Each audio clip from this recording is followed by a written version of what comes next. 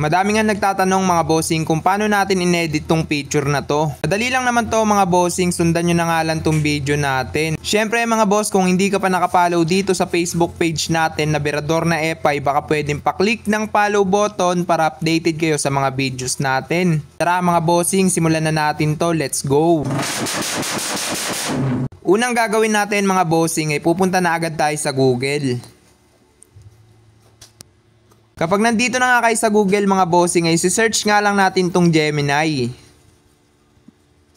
Pagkatapos nyo nga ma-search mga bossing ay kiklik na natin tong pinakauna.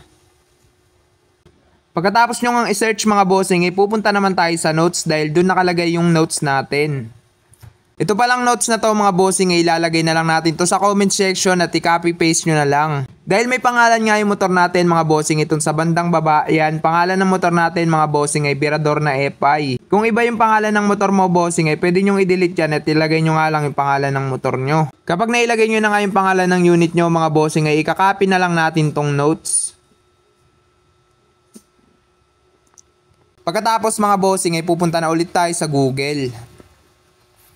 Pag nandito na kayo sa Google mga bossing ay ipipaste naman natin to. Pagkatapos nga nating i-paste mga bossing, nakikita nyo ba yung plus sign sa may bandang left side mga bossing ay kiklik natin yan. Pagkatapos mga boss, upload files. Click natin tong photos and videos. Kapag nandito na tayo mga bossing ay maghanap naman tayo ng picture. Ito mga bossing sample. Yan. Pagkatapos yan mga boss, pindutin na natin tong select. Pagkatapos mag-loading ay kiklik na natin tong arrow sign.